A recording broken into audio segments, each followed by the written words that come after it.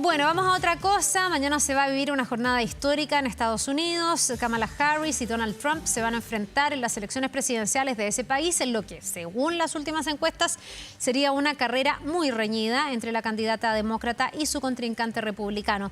Vamos a conversar más al respecto. Vamos a tomar contacto para esto con la doctora Jenny Preble. Ella es profesora asociada de Ciencia Política de la Universidad de Richmond. Muchísimas gracias por estar con nosotros y bienvenida, Jenny. Buenos días, gracias por la invitación.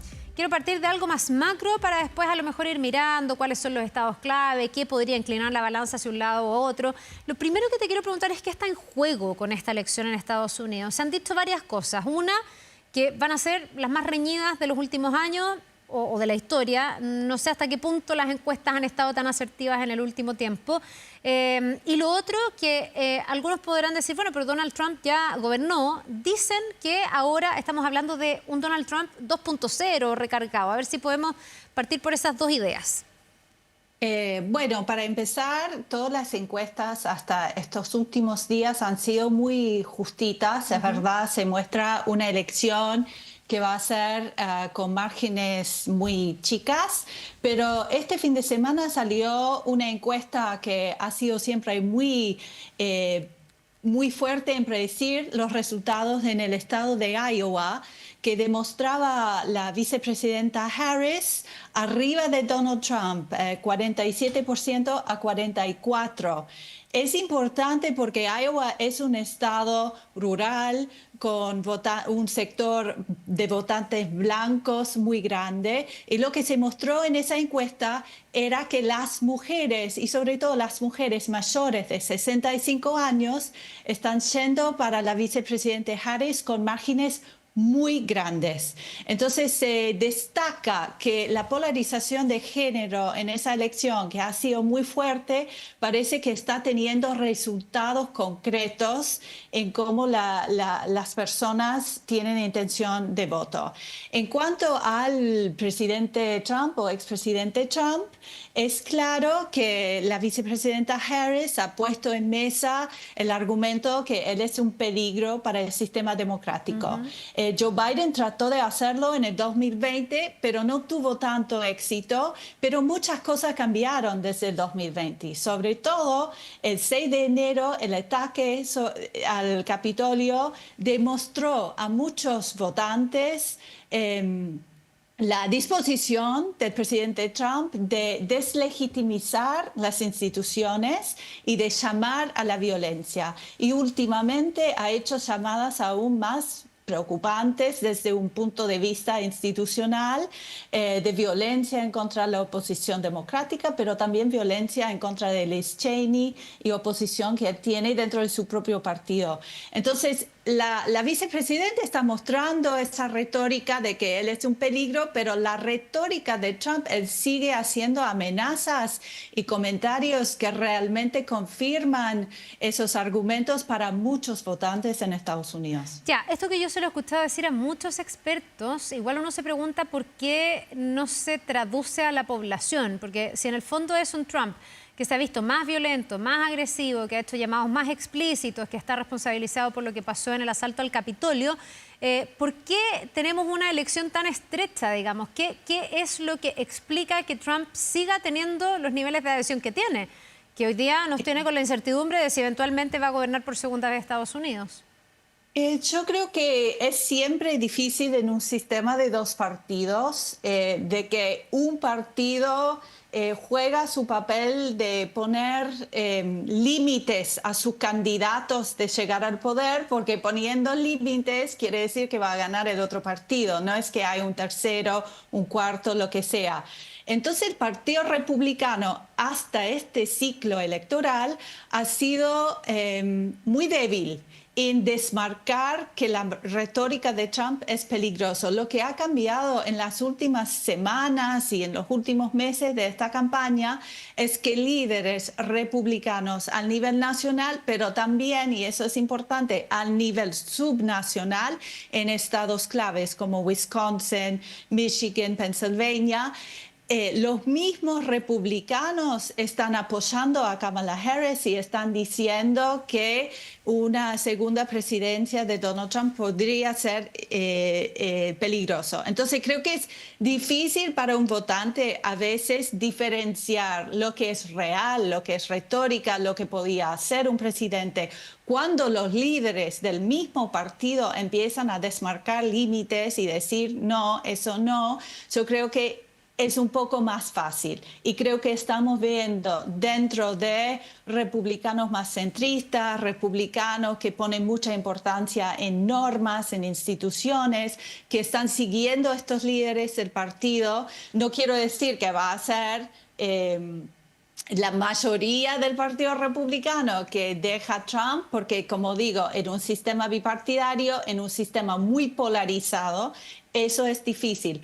Pero yo creo que va a haber un sector y eso básicamente va con el hecho de que el Partido Republicano en esta elección está haciendo el trabajo también ellos de decir hay que respetar las instituciones y no hay que votar para alguien que hacer amenazas de violencia. Ya, he escuchado también a expertos que hablan o dicen que los republicanos o el Partido Republicano está muy debilitado y que en el fondo quien se lo ha ido comiendo, por así decirlo, en tono muy coloquial, es el trumpismo. ¿Hoy día estamos ante el trumpismo más que el Partido Republicano o todavía hay un arraigo de las personas con el Partido Republicano? Porque ahí también podemos tener un fenómeno que hace que cueste mucho más leer la potencialidad de los resultados, ¿o no? Yo creo que el partido por ahora es controlado por Donald Trump. Ahora, los resultados de esa elección podía ser muy clave en empezar un proceso de cambiar el partido, de renovar el partido. Vemos algunos senadores muy ligados a Donald Trump, sobre todo Ted Cruz, que está en una elección que podía perder, que en Texas eso es notable.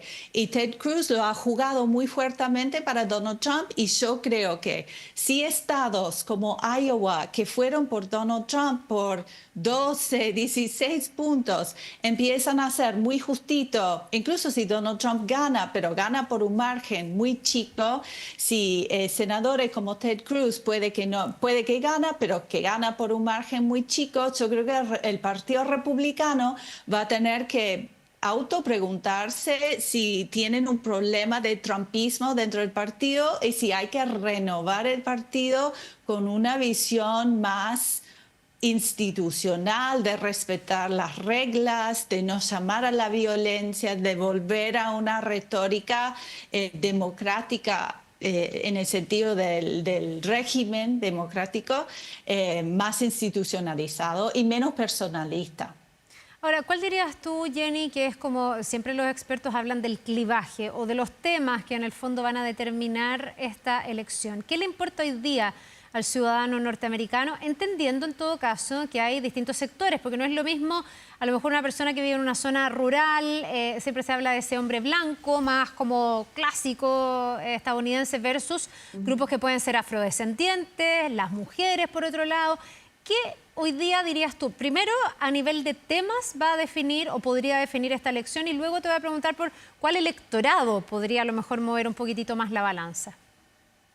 Sí, bueno, yo creo que en cuanto a temas, mirando las encuestas, la economía sigue muy importante como un tema central para los votantes. Hemos vivido un momento de inflación muy fuerte, ha sido difícil para los votantes. Lo que vemos en las encuestas es que la vicepresidenta Harris va cerrando la brecha que un par de meses atrás los votantes decían que Donald Trump era el mejor candidato para manejar la economía. Y la vicepresidenta con la campaña ha ido cerrando esa brecha. Si mira las encuestas, interesantemente, y eso es nuevo para Estados Unidos, el segundo tema más importante es preocupación para el sistema democrático. Los votantes están esta vez votando con un ojo a lo que está pasando con la Corte Suprema, con la deslegitimización de las elecciones, con ataques en contra de personas que trabajan en el sector de elecciones. Entonces, yo creo que eso esta vez es un tema muy importante. Insisto que el 7 de enero cambió muchas cosas porque fue un demuestro de lo que podía haber pasado, que es muy concreto para los votantes. Y es verdad que pasó 4 años atrás, pero fue un momento muy serio para el país. Y tercero, yo creo que el tema de derechos reproductivos o el tema de aborto es muy importante. No hay que entender lo que puede ser que está pasando en Iowa sin mirar a la prohibición del aborto desde 6 semanas y el hecho que en Iowa 60% de los votantes apoyan a que las mujeres tienen derechos de tomar decisiones en cuanto a su cuerpo y su salud con limitaciones que fueron las limitaciones normales en la época de Roe. Y yo creo que mirando las mujeres mayores de 65 años que están yendo por 10, 12 puntos hacia la vicepresidenta Harris, nos demuestra un sector de la población que se recuerde de un Estados Unidos antes de Roe. Se recuerde, se fue a la universidad en una época cuando no habían estos derechos, crecieron en un mundo donde ellas no podían tener una tarjeta de crédito en su nombre sin permiso de su esposo, y yo creo que hay un rechazo a esa tendencia de limitar los derechos de las mujeres, y que el sector del voto mujer va a ser muy importante en esa elección. Ya, o sea, para ti el electorado femenino va a ser una clave aquí. No sé qué pasa con los jóvenes, que entiendo que están bastante desencantados. Desde un comienzo, cuando estaba Joe Biden y Donald Trump, se hablaba como de un desencanto con estas elecciones porque ninguno de los dos parecía hacer algo nuevo, no había una renovación en la política, se cambia el candidato, sale Biden, entra Kamala Harris. Da la sensación de que al comienzo esto como que generó un impulso de una novedad, pero hoy día cuando uno mira las encuestas no está tan nítido y tan claro el fenómeno Kamala Harris, digamos, que en un comienzo uno pudo pensar. ¿Cómo lo ves hoy? ¿Qué pasa, por ejemplo, con los jóvenes? ¿Van a votar, no van a votar? ¿Podrían o no inclinar la balanza? En un contexto de voto voluntario, además. Es siempre difícil decir, pero si miramos los resultados del voto temprano, los jóvenes están participando a niveles mucho más altos de lo que se esperaba. Ya. Y hay que reconocer que las encuestas son hechas con unas suposiciones de cómo será el electorado, y realmente no sabemos hasta el día de las elecciones cómo será el electorado. Ya, lo último, hay 7 estados claves aquí que se dice podrían eventualmente inclinar la balanza hacia uno o hacia otro. En Chile cuesta entender esto, que no es finalmente quien tiene más votos en el voto popular necesariamente el que gana, sino que tenemos esto de los electores o los delegados, digamos, donde cada uno de ellos tiene que ir también imponiéndose. ¿Por qué esos 7 estados son clave y cómo se van recolectando estos votos que se necesita? ¿Por qué no es el voto popular, en definitiva, el que le da el triunfo a uno de los dos? Bueno, no es el voto popular por una decisión que se tomó a la fundación del sistema democrático, cuando los fundadores estaban con preocupaciones de si se podían tener confianza en el votante promedio, y le pareció un sistema de delegar el voto a esos electorales sería más seguro, y nunca se ha reformado el sistema. Es excepcional en un mundo de sistemas presidenciales, y en los últimos años hemos visto varias elecciones cuando la persona que ganó el voto popular no ganó el sistema electoral, como fue con el George Bush en contra de Al Gore y como fue con Hillary Clinton en contra de Donald Trump. Esos estados son importantes porque no son estados que se puede asegurar que serán o demócrata o republicano. Entonces son estados que cambian de un ciclo a otro y no es seguro para quién va a ganar, y por eso, y tienen muchos votos electorales en el contexto de Pennsylvania. Entonces por eso terminan como estados muy importantes, battleground states, como decimos así aquí, en el resultado de la elección. Bien, pues le queremos agradecer a Jenny Preble, profesora asociada de Ciencia Política de la Universidad de Richmond. Vamos a quedarnos bien atentos, están nuestros equipos desplegados también para poder explicarle y llevarle a los chilenos y a todos quienes nos ven el resultado de esta elección. No sé si mañana, probablemente se pueda demorar un poquitito más por lo estrecho, si es que las encuestas están correctas. Muchas gracias, que le vaya muy bien, que tenga un buen día. Muchas gracias. Adiós. Nos vemos.